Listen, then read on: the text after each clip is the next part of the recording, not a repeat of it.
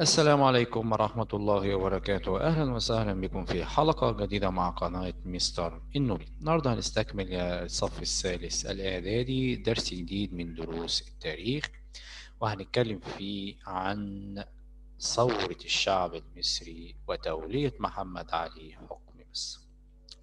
طيب، طبعا احنا عارفين إن الحملة الفرنسية لما رحلت في عام 1801 واجهت البلاد فترة عصيبة من الفوضى والاضطرابات الصراعات. طبعا ده بسبب إن المماليك العثمانيين وإنجلترا الثلاثة كانوا بيتصارعوا على السيطرة وبسط نفوذهم على مصر، ولذلك شهدت مصر بعد خروج الحملة الفرنسية حالة من الاستقرار السياسي، وفي النهاية استمرت مصر ولاية تابعة للدولة العثمانية. ولكن الشعب المصري قام بالعديد من الثورات ضد الولاة، اللي هم الوالي يعني اللي كانوا بيتولوا، اللي هم الولاة العثمانيين وزعماء المماليك. وكان من أهمها ثورة الشعب المصري في مارس 1804. إيه كان السبب الثورة؟ بسبب فرض الضرائب والإتاوات على الأهالي. يعني كانوا بياخدوا من الناس الفلوس، وكانوا بياخدوها بصورة من صور البلطجة زي ما بنتكلم. وطبعا ده آثار الشعب المصري. طيب، في اللحظة دي كانت محمد علي في الوقت ده كان موجود في مصر. تمام. طيب، موقف محمد علي من ثورة الشعب المصري كانت ايه؟ اللي هي عام 1804. طبعا كان والي مصر في الوقت ده كان خورشيد. نجح محمد علي اللي هو يكسب عطف الشعب المصري وثقة زعمائه. عمل ايه؟ محمد علي خشى ان تصيب الثورة جنوده، الجنود بتوعه اللي هو كان القائد بتاعه. فجاهر أعلن الانضمام إلى العلماء والمشايخ، بل واختلط، يعني دخل مع الأهالي الساخطين، وتعهد للعلماء بأنه هيبذل قصارى جهده لرفع الضريبة عن الناس. واقترح إن هو يعين خورشيد باشا واليا على مصر. هو قال اللي يتعين خورشيد باشا واليا على مصر بدل خسرو. خسرو كان الوالي، عايز يعني إيه، نشيل خسرو ونجيب مكانه خورشيد باشا. وبذلك الشعب والعلماء نظروا لمحمد علي كرجل عادل يكره الظلم. ما هو كلام يعني احنا استغربنا، ايه ده المفروض محمد علي يقف ضدنا، ده واقف معانا. وبالتالي هنا بقى يجي لك سؤال: ما نتائج وقوف محمد علي بجانب الاهالي والعلماء؟ بدأ الناس طبعا ينظرون اليه كرجل عادل لا يكره الظلم، وكسب عطف الشعب وثقة الزعماء. يوم 13 مايو 1805 كان يوم مهما في تاريخ مصر. ايه السبب؟ لأن في هذا اليوم اجتمع زعماء الشعب من العلماء ونقباء الطوائف بدار المحكمة، اللي هو بيت القاضي، وقرروا عزل الوالي العثماني خورشيد باشا وتعيين محمد علي بدلا منه. فكانت الشروط التي فرضها على محمد علي، طبعا لما جه بقى تولى الحكم وان محمد علي هو اللي هيتولى الحكم، ففرضوا عليه شروط: ألا يبرم، يعني ما ياخدش قرار أو أمر إلا لما يرجع وياخد استشارته، يعني يستشيره. يعني يا محمد علي مش هتاخد قرار إلا لما تاخد استشارة بتاعتنا، وإن يكون حكمك عادل. فكان هذا أول مرة في تاريخ مصر الحديث أن يعزل فيها الوالي، أو يتم عزل فيها الوالي ويعين آخر بإرادة الشعب. أصدر السلطان العثماني فرمان. فرمان يعني أمر، اللي هو في 9 يوليو 1805 بعزل خورشيد وتعيين محمد علي واليا على مصر. وهنا يا أولاد شهدت مصر حالة من الاستقرار السياسي بعد خروج الحملة الفرنسية. ده أسئلة كده بس بنسأل بنعيد نفسنا فيها. واتخذ محمد علي موقفا معاديا لثورة المصريين في مارس 1804؟ طبعا لأ.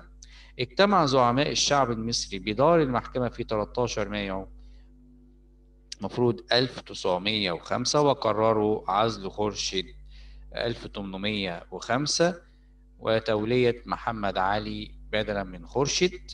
طبعا الإجابة كانت صح، بس هو هنا في خطأ في التاريخ، هو كان 1805. بما تفسر، ده سؤال برضو نخلي بالنا منهم، ايه سبب ثورة الشعب المصري في مارس 1804؟ طبعا بسبب الضرائب والإتاوات التي فرضت عليه. طيب،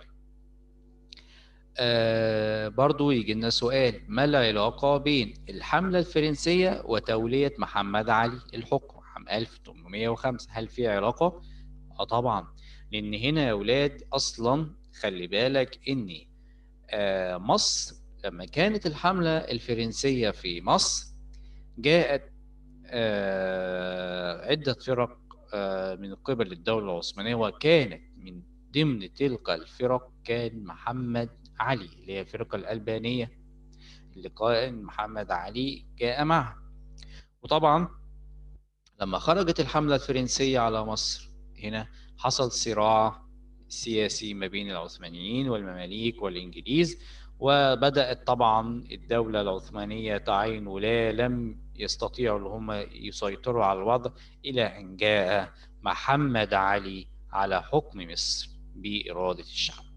طيب، توطيد سيادة محمد علي. قبل أن يتفرغ محمد علي لبناء الدولة الحديثة، كان عليه أن يطمئن لاستقرار الحكم فيه. يعني طبعا الموضوع مش سهل، أنت هتقعد على الحكم مصر، أكيد في مماليك، أكيد الإنجليز مش هيسكتوا، والدولة العثمانية إزاي يبدأ يتخلص من ده كله؟ دي المشكلات اللي واجهت محمد علي. طبعا عايزين بس نركز ونقول كده معلومة، إن محمد علي لما ولد عام 1769 في مدينة قولة في أحد مواني مقدونيا في اليونان، والتي كانت طبعا في الفترة دي تحت حكم العثماني. وكان راجل تاجر، يعني كان بيتاجر، وبعد كده التحق بالجيش العثماني.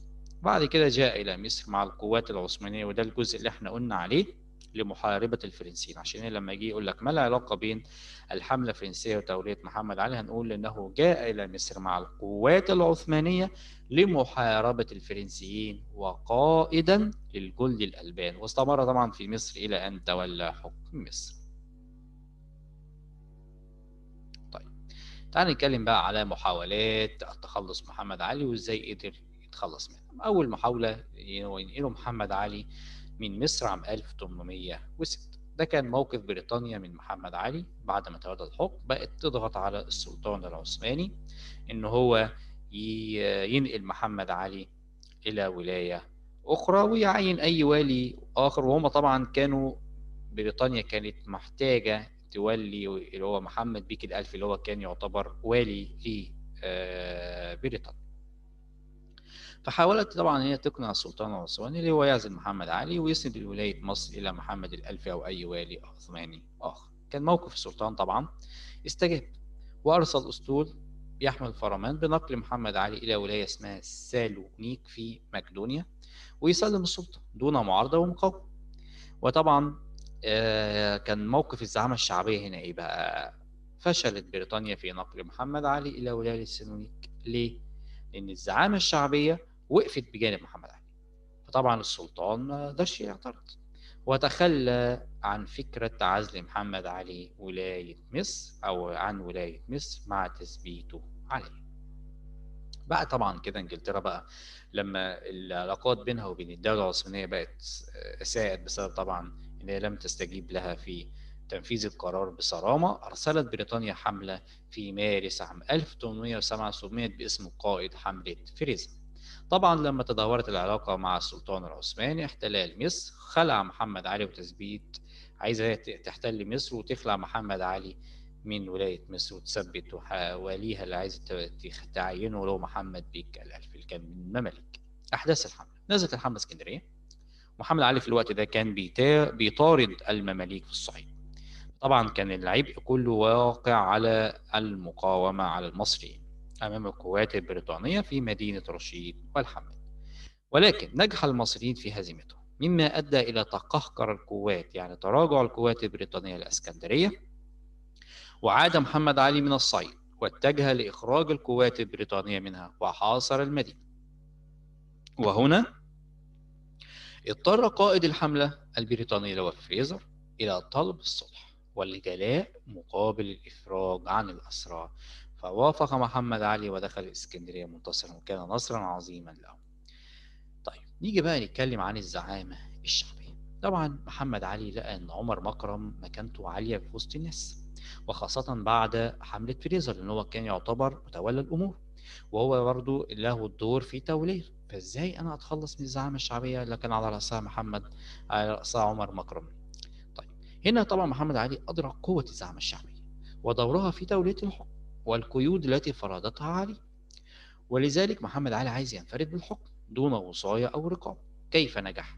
أخذ يترقب الوقت المناسب للتخلص من السيد عمر مكرم، وساعده في تحقيق ذلك الانقسامات اللي كانت في داخل القيادات الزعامة. يعني كانت في انقسامات، يعني في منهم انقسام. ولذلك أخذ منافسه اللي هو كارهي عمر مكرم يدسون له، يعني كانوا بيخبروا محمد علي بكل نقط ضعف عمر مكرم. فانتهز الفرصة محمد علي وأقدم على خلع، يعني على عزل عمر مكرم من منصبه لنقابة الأشراف، ونفاه إلى دمياط عام 1809. يبقى هو كده تخلص من الزعامة الشعبية. تمام.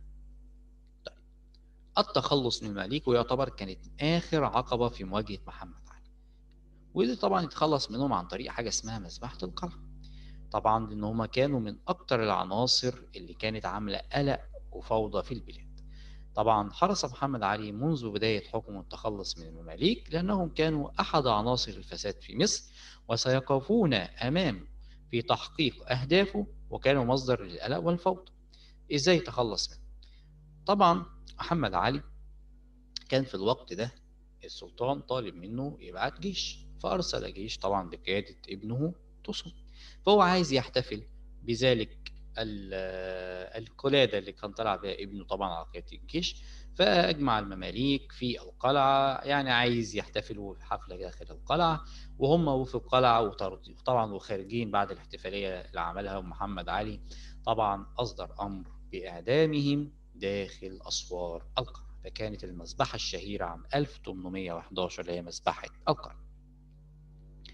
طيب، حرمانهم من تولي المناصب الرفيعة في البلاد، بدأ يطاردهم في كل مكان، وتخلص منهم طبعا نهائيا بتدبير مذبحة القلعة في مارس 1811.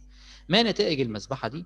تخلص محمد علي من المماليك وانفراده تماما بحكم مصر. وبهذا انتهى هذا الدرس. طبعا مش دي كانت نهاية محمد علي في مصر، لا دي بداية، اللي هو بدأ بقى يبني مصر الحديثة، وتخطيطه اللي بدأ في كل المجالات: التعليم والجيش والثقافة والبناء والتشييد والزراعة. ده اللي احنا هنبدأ نتكلم فيه إن شاء الله في الدرس القادم. نستودعكم الله، والسلام عليكم ورحمة الله وبركاته.